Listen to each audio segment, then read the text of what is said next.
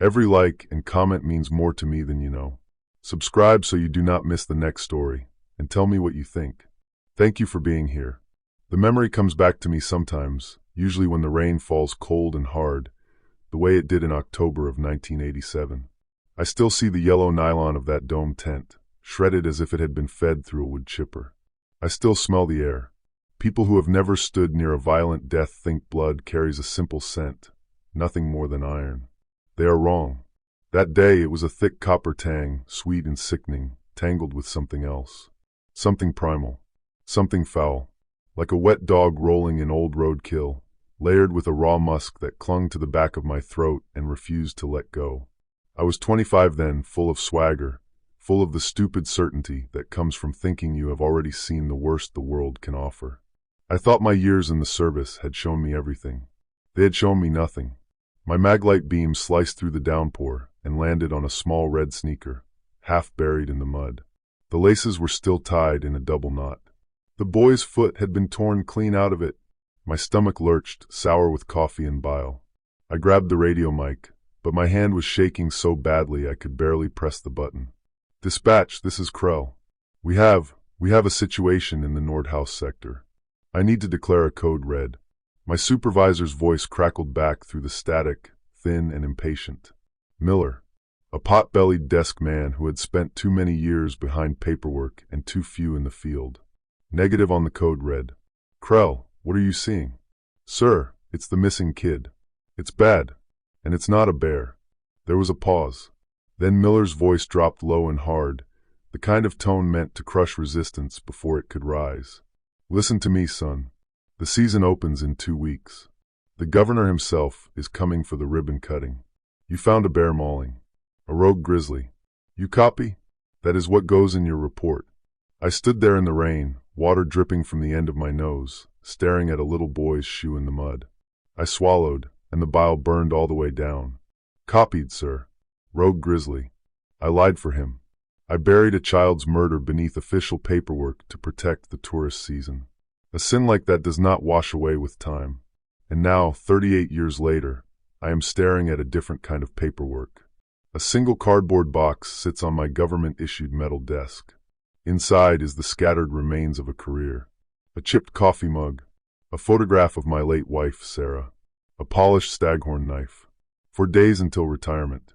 Outside the window of my U.S. Forest Service office, the Michigan sky had gone the color of lead, heavy with the threat of the first real snow of the season. The door creaked open, and Sheriff Barnes stepped inside, stamping snow and mud from his boots. He is a good kid, maybe 30. Fresh-faced. Still carrying that clean optimism life has not beaten out of him yet. He still believes the law is a shield. He has not learned that, more often than not, it is just a broom used to sweep ugly things out of sight. Orson, he said, his breath fogging in the cold office. Got a situation. My situation involves that box and a condo in Florida.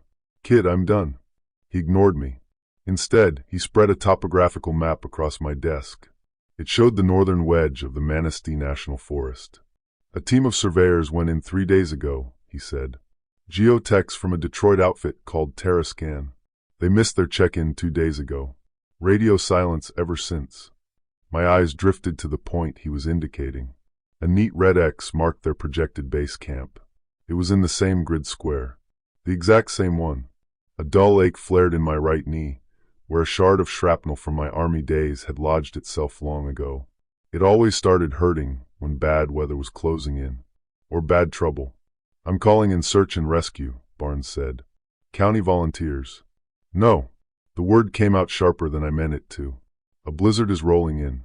You send a pack of weekend warriors up there, and soon enough you'll be searching for them too. That country is rough. He looked at me. So what's the play?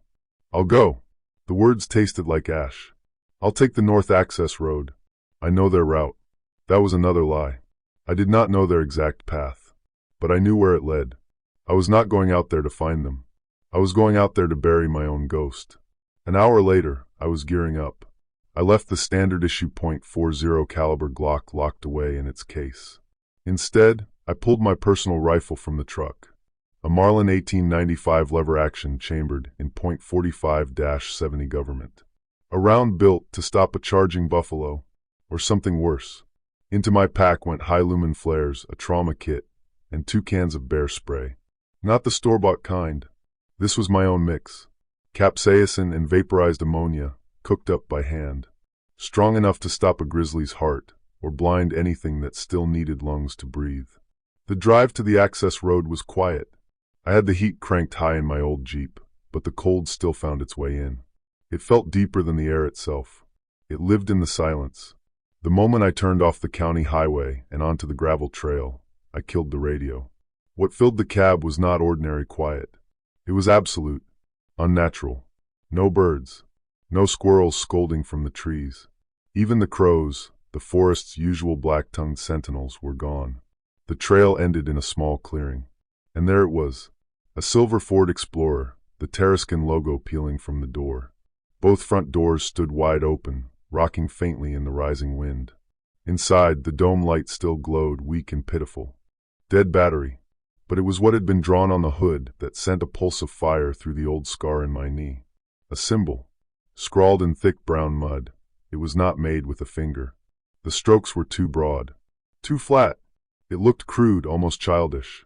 A primitive pictograph, a single vertical line for a body, and on top of it, a snarling head with a long snout unmistakably canine. The temperature seemed to drop 10 degrees the instant I stepped beneath the pine canopy.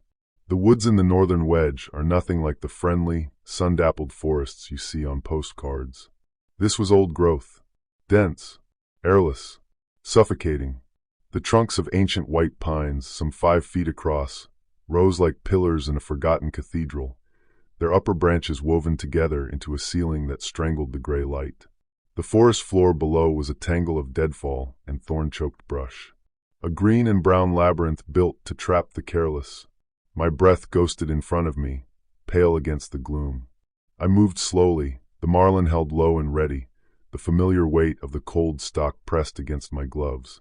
My eyes swept everything by instinct, a habit burned into me decades ago. Tree trunks, forest floor, canopy. That was when I saw the first sign. About 8 feet up a massive pine, a broad section of bark had been stripped away. It was not the work of a bear. Bears rake with their claws, leaving deep, parallel gouges. This was different. The bark had been peeled back and scraped clean to the pale wood beneath, as though someone had taken a drawknife to it. No animal I knew did that. A pressure began to build at the base of my skull. The silence was no longer empty. It was heavy now, weighted with the unmistakable feeling of being watched. Every twig that snapped beneath my boots cracked through the stillness like a gunshot. I would stop, hold my breath, and listen until my lungs burned. Nothing. Only the whisper of wind moving through the needles high above. Once I spun around, certain something had been right behind me. But all I saw was a low spruce branch swaying gently, as if something had brushed past it a second earlier. The place was getting to me. Or maybe it was 1987, creeping back in through the cracks. After half a mile, I found their camp. Or what was left of it. 2 high-tech, 4-season tents stood in a small clearing. From a distance, they looked untouched. But up close, the horror was in the details. The rain flies had not been ripped or clawed apart. They had been sliced open with precision, cut neatly along the stitched seams. The cuts were clean, deliberate, intelligent. Whoever, or whatever, had opened them knew exactly where to cut for the easiest access. That was not the frantic violence of an animal. I ducked into the larger tent. Sleeping bags lay unrolled. Clothes were folded neatly atop a pack. A paperback novel rested face down, its page corner bent. But the food was chaos. Cans of chili and beans were scattered across the floor, each one punctured by something unbelievably sharp and powerful. A single triangular hole had been driven through each metal lid, and the contents had been sucked out, leaving behind only a greasy residue. No animal has the dexterity for that, or the bite strength. Outside, leaning against a log, I found a piece of their survey equipment. A theodolite, I think. An expensive precision instrument made of brass and steel.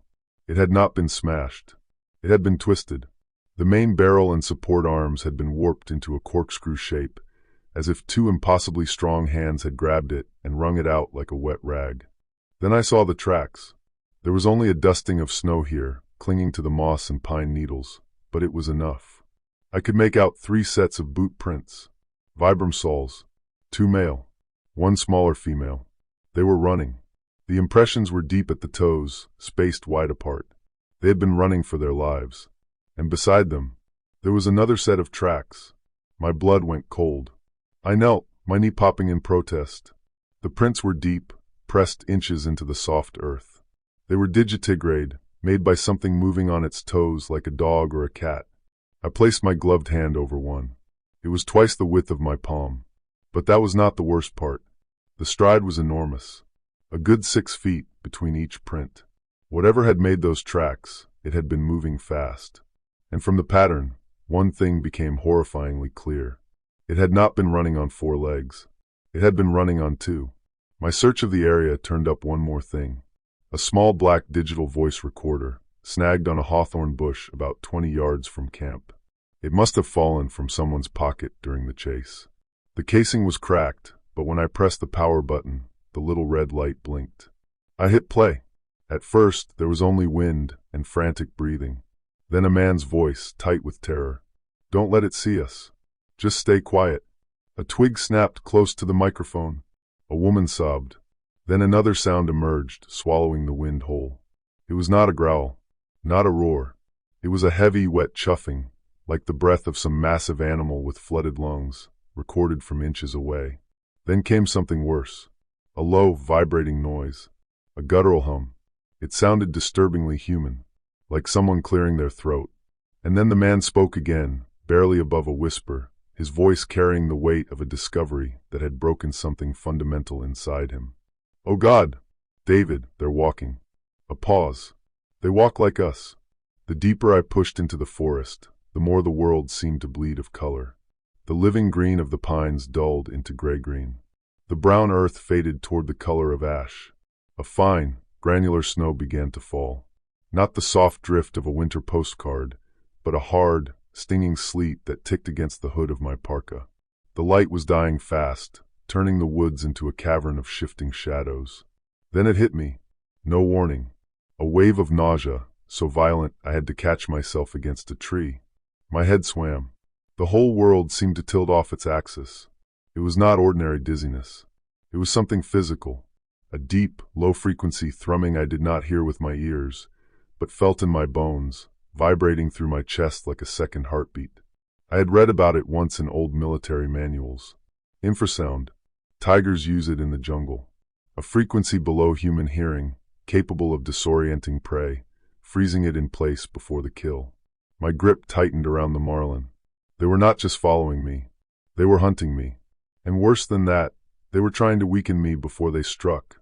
I fumbled in my pocket and pulled out a knotted piece of ginger root. An old tracker had taught me that trick years ago, for motion sickness and nausea in rough country. I bit down on a piece of ginger root. The sharp, spicy burn hit my tongue like a jolt of electricity, cutting through the dizzying fog in my head.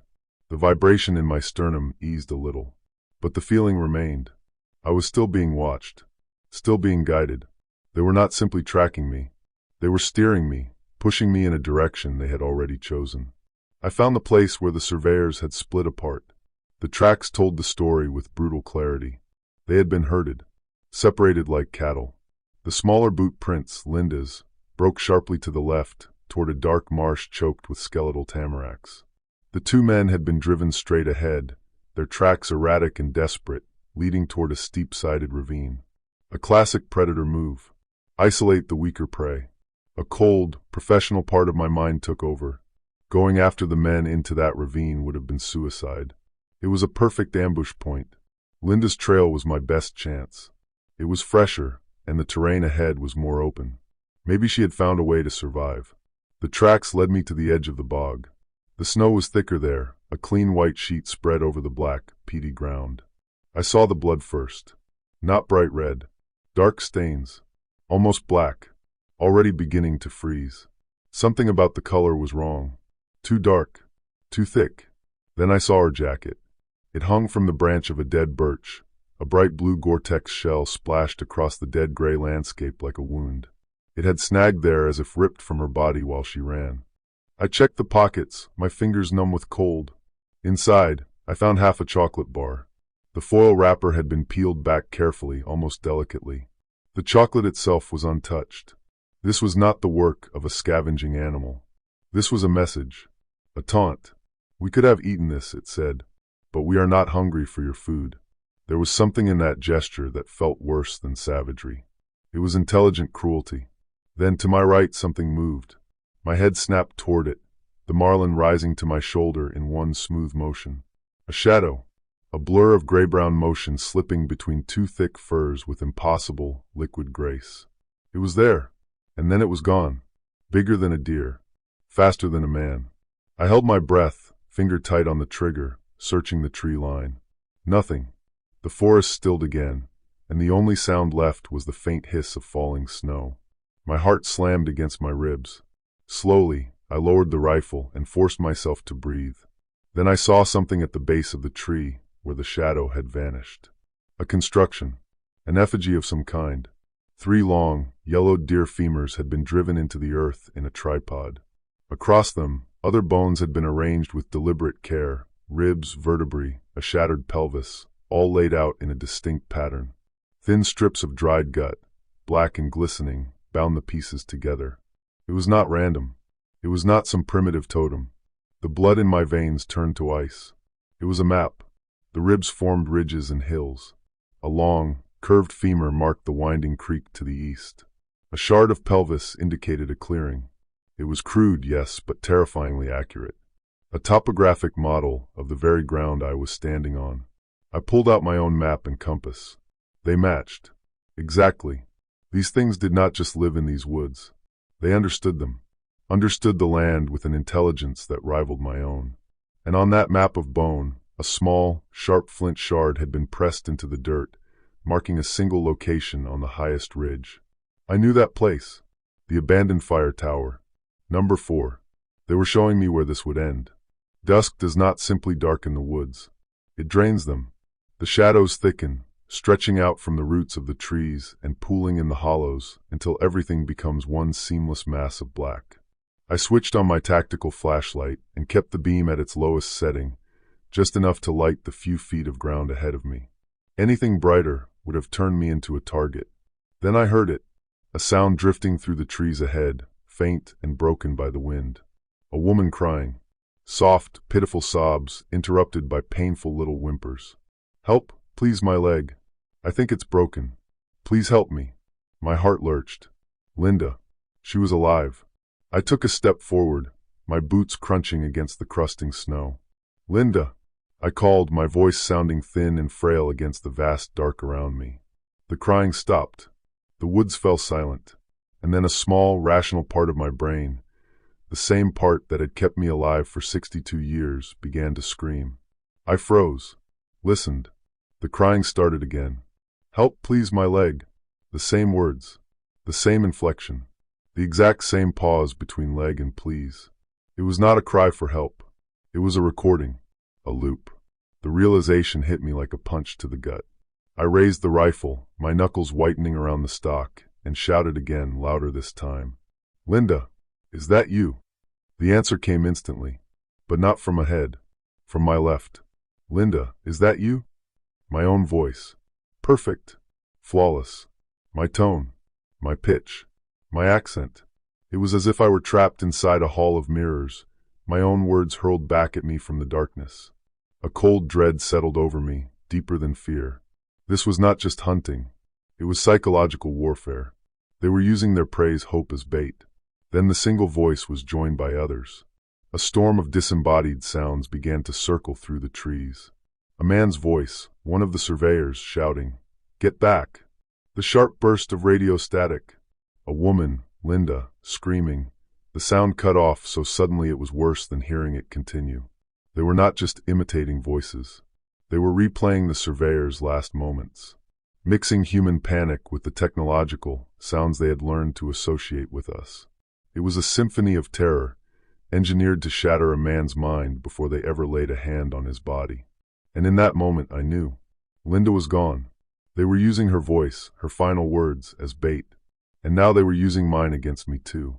My strategy had to change. I could not trust what I heard. I could not move toward the voices. So I did the only thing left to do. I went the other way. I broke from the trail and crashed sideways into a dense stand of young balsam firs, making as much noise as possible. I snapped branches, thrashed through the tangled growth, and kept it up for about 20 yards. Then I stopped. I dropped to one knee behind a thick trunk, killed my light, and went perfectly still. I was the bait now. I had shown my position.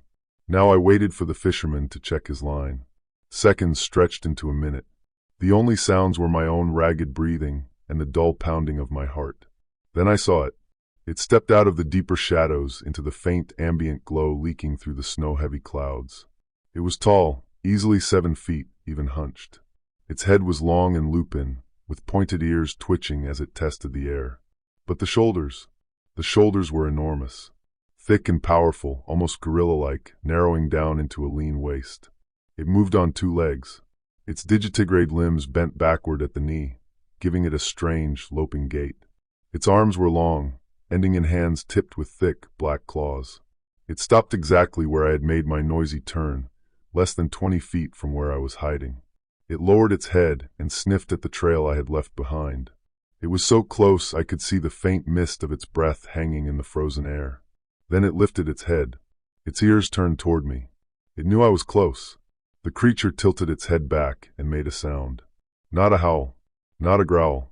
A sharp, deliberate click of its tongue against the roof of its mouth. A signal. And from the darkness all around me, the answer came back. 3 more clicks. 3 different directions. It was not hunting alone. It was a pack, and they had just triangulated my position. There was only one way left to go. Forward. Away from the coordinated clicks closing around me. My new path carried me out of the dense pines and toward the edge of a vast open peat bog. In the flat gray light, it looked like a wound cut into the land, a stretch of black stagnant water and dead grass, now hidden beneath a treacherous sheet of snow. A graveyard of skeletal tamaracks stood in the muck like silent sentries. I found the first of the male surveyors near the bog's edge. His name was Mark, according to the manifest. He had not been mauled. He had not been eaten. He had been staged. They had forced him waist deep into the freezing mud, where peat and ice had locked him in place. His own jacket had been used to bind his arms behind his back. He was positioned facing the bog, like a silent spectator forced to watch some unspeakable performance. His eyes were still open, frozen solid, reflecting the dead sky above. This was not predation. This had nothing to do with hunger. This was ritual, a game, and I was the new player. Then the blizzard hit, not gradually, not with warning. It came all at once, like a switch being thrown. The wind rose from a low moan to a physical force, a shrieking wall of white that dropped visibility to less than 15 feet. Snow blasted sideways, needling every inch of exposed skin. The world dissolved into a chaos of wind and ice. The storm gave me cover, but it also hid their approach. I moved along the edge of the bog, searching for firm ground to circle around it.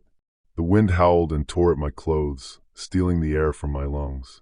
Snow piled up fast, covering the dangers beneath it. Then my boot punched through a thin crust of ice. Black water flooded over my ankle in a brutal, freezing shock. I was stuck. The attack came from above. A massive dark shape launched itself from the low branch of an ancient oak. I barely had time to register the movement before it hit me. The impact felt like being struck by a small car. It drove me out of the hole and slammed me face first into the half-frozen mud. The marlin flew from my hands and landed just beyond reach. I rolled onto my back, gasping, mud and ice in my mouth. It was already on top of me. Its weight pinned me down. The stench was overwhelming, a choking cloud of rot and wet fur. And there, in the swirling snow, I finally saw its face. Yellow eyes burning with a cold inner light. The pupils were not round. They were rectangular, like a goat's. A long black tongue lolled between rows of thin, needle-like teeth. One clawed hand, bigger than a dinner plate, slashed toward my head. I threw up my arm. The claws ripped across my shoulder, tearing through my parka and the flesh beneath it as if both were paper. I could not reach my rifle. I could not reach my knife. My left hand clawed desperately at my belt until my numb fingers found the canister of my custom bear spray. I tore it free. The beast lowered its head, jaws snapping inches from my throat. I jammed the canister against its chest and drove down on the nozzle. A thick jet of aerosolized pepper and ammonia blasted into it. The effect was immediate. The creature screamed. Not howled. Screamed. The sound was horribly human, the raw cry of agony from a man, not an animal. It recoiled, scrambling off me, clawing at its own face. It thrashed wildly in the snow, then vanished back into the whiteout. I staggered to my feet, my whole body screaming in pain. My shoulder burned like fire. A quick check told me the artery was still intact. That was enough. I snatched up my rifle and stumbled back toward the thin safety of the trees, lungs burning, heart hammering so hard it felt ready to burst through my chest. The blizzard raged around me, a blinding curtain of white. But beneath the roar of the wind, I began to hear something else. The pack. They were communicating, not with howls, with something far more complex. A shifting pattern of guttural barks, high-pitched whistles, and low rolling growls. Their voices moved through the storm, weaving together with purpose. They were talking, sharing information, adjusting. The one I had sprayed had told them something new, something important. It had told them I had fire. That realization hit me as hard as the wind. I was not making it back to the Jeep. Not in that whiteout. Not with a pack of intelligent predators driving me through the storm. Not with a shoulder that felt packed full of shattered glass. The blizzard had become my prison, and they were the wardens. There was only one chance left. Only one place that might still give me a fighting chance. The fire tower. 1/2 a mile away, perched on the highest point of the ridge. 1/2 a mile straight up. I started to run. It was ugly. A clumsy, stumbling gait. My legs felt heavy, and the wound in my shoulder kept throwing off my balance. The cold had become a living enemy, sinking into my core, turning my muscles brittle. The wind shoved at me, trying to trip me, trying to grind me down. But they did not attack. They flanked me. Dark shapes flickered at the edges of my vision, pacing me through the trees. They were faster on 4 legs, dropping low into a powerful lope, then rising back onto 2 to get a better view. They were funneling me. Their presence on either side kept me moving in a straight line toward the hill. I was livestock being driven to slaughter, and I knew it. But that slaughterhouse was the only place left with a door I might be able to lock. I raised the Marlin and fired. Not at one of them. Ahead of them. The boom of the .45-70 tore through the storm like thunder. The heavy slug ripped through a sapling near one creature's head, exploding wood into flying splinters. It worked. They fell back, giving me a little more room. But they did not retreat. They were patient. The climb was hell. Every step was a fight against the steep grade and the deepening snow. My lungs felt scraped raw with every ragged breath. I slipped on an ice-slick rock and went down hard, my rifle flying from my hands. My radio, clipped to the shoulder strap of my pack, smashed against the rock. Then it went dead. I was truly alone. Scrabbling in the snow, I found my rifle and forced myself back to my feet. And then I saw it, a faint skeletal outline against the swirling white. The fire tower, 100 feet of rusted steel lattice rising into the storm, topped by a tiny box of a cabin. It looked like the loneliest place on earth. At the base of the tower lay the body of the second surveyor, David. His neck was broken. His head had been twisted around in a full, impossible 180 degrees. His frozen face stared back down the path he had tried to flee. Beside his body, a single word had been scratched into the snow, each letter carved deep by a claw. Up. It was an invitation, a challenge. I did not hesitate. I slung the Marlin over my good shoulder and started climbing the ladder. The steel rungs were glazed with ice, freezing even through my gloves. Below me, I heard them emerge from the trees. Then came the sound, claws scraping against metal. It echoed up through the tower's steel frame. They were climbing after me. I hauled myself up the last few feet, my whole body screaming with exhaustion and pain.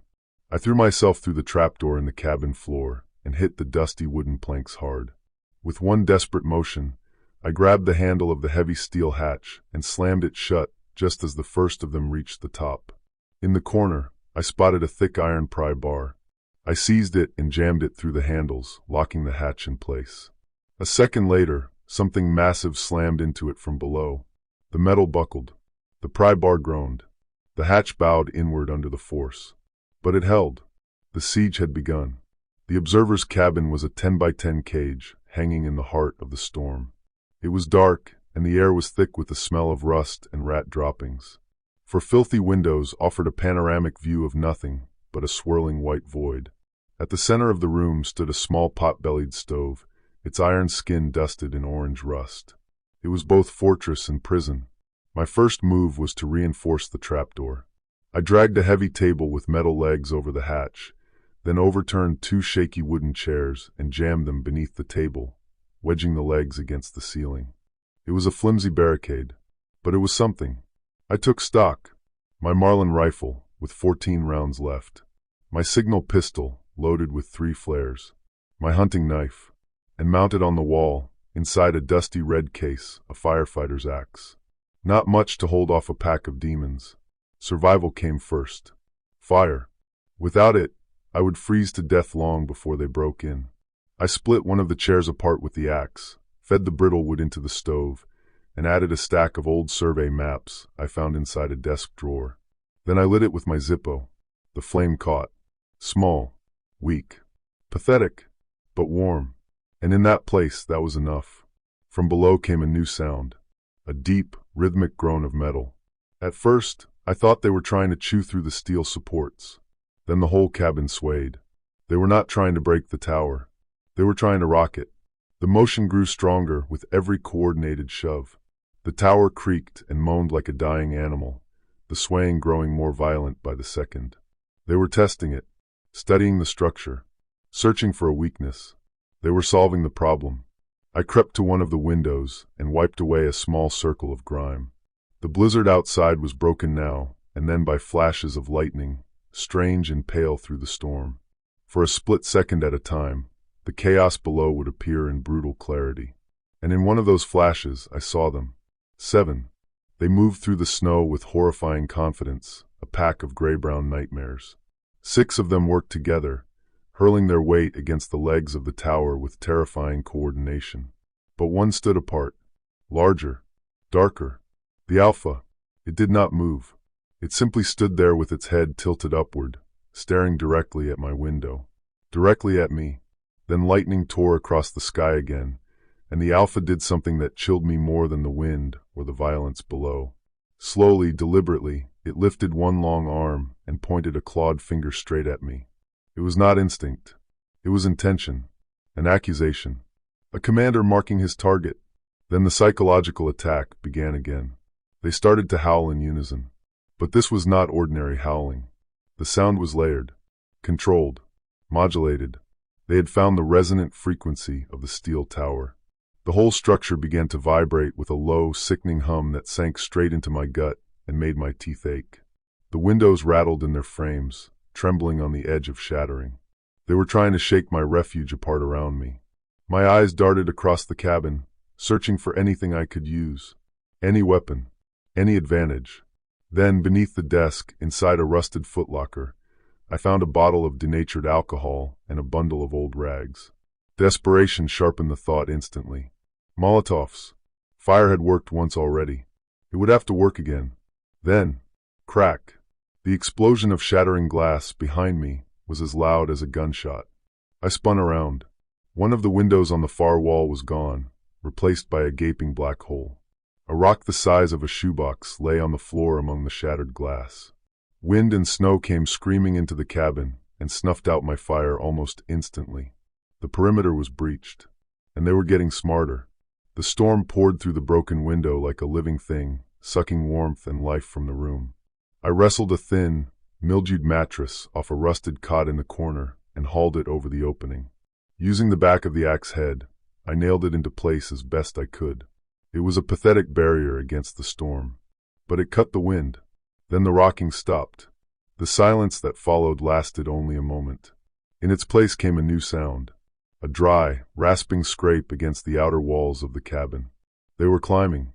Using the steel lattice of the tower like a jungle gym, they scaled the structure with terrible ease, their claws finding purchase even on the icy metal.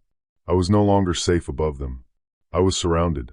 I pressed my ear against the thin wooden wall and listened as the scraping sound climbed higher. Then it stopped, right outside, level with me. I raised the Marlin, aimed chest high at the spot beyond the boards, and pulled the trigger.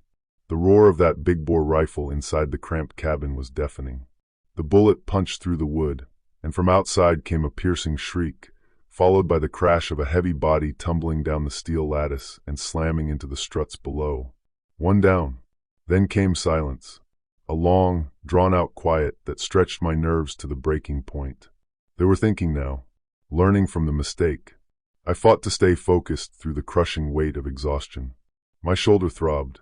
The cold gnawed at me without mercy, and my mind was beginning to slip. For one terrible moment, I saw her. Sarah, my wife, dead 10 years now, taken by cancer. She sat in the corner of the cabin, pale and sad, her eyes full of a grief too gentle to be real. "Just open the door for them, Orson," she whispered. "They're cold. They just want to come inside." I squeezed my eyes shut and shook my head hard. It was the infrasound again. They were pushing it up from below, a low, disorienting vibration meant to break my grip on reality, meant to wear me down until I gave in. "You're not real," I rasped. Then, boom, a colossal blow slammed into the trapdoor from beneath, hurling the table and chairs I had piled over it into the air. The pry bar I had jammed through the handles came loose. A 1-inch gap opened at the edge of the hatch. Before I could move, something slid through it. An arm, long and possibly thin, covered in coarse black fur. At the end of it was a hand with fingers like black icicles, tipped with claws that looked like obsidian daggers.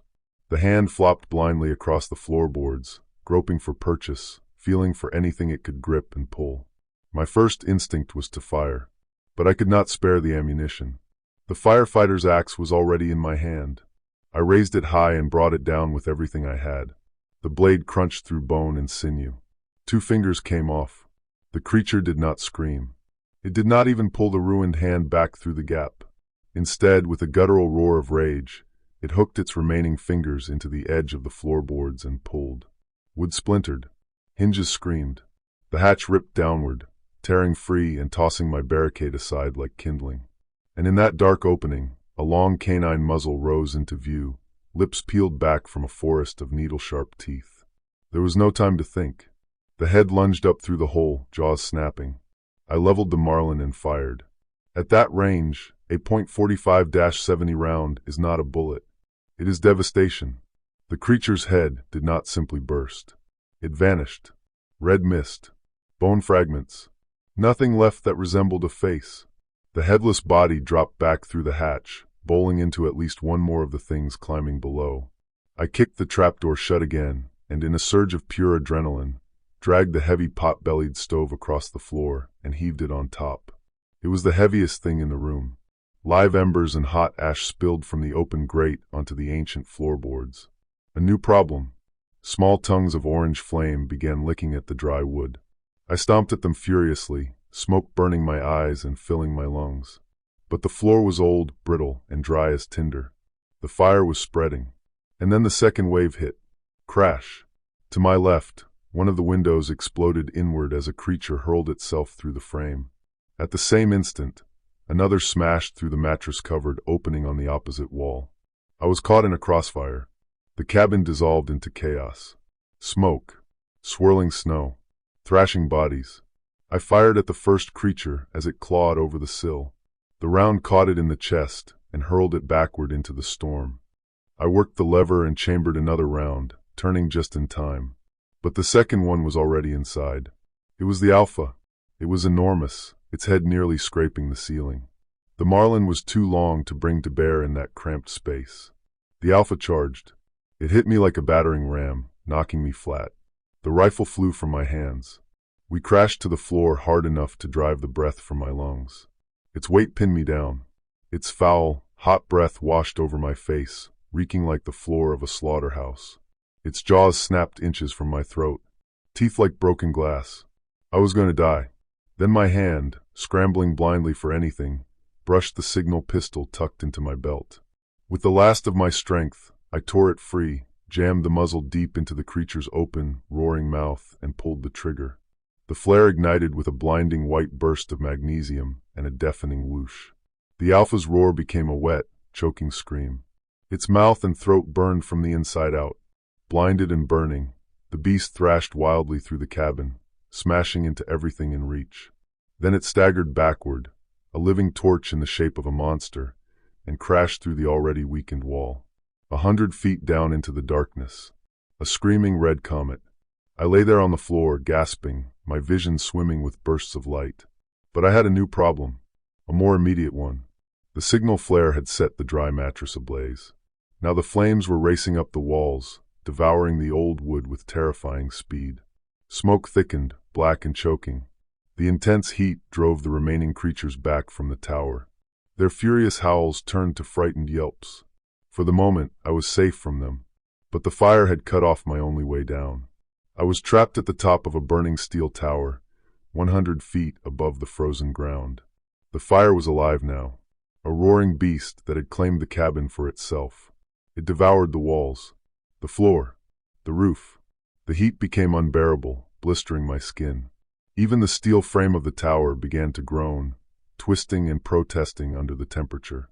The whole structure shuddered. It was going to collapse. My choices narrowed to two: burn or jump.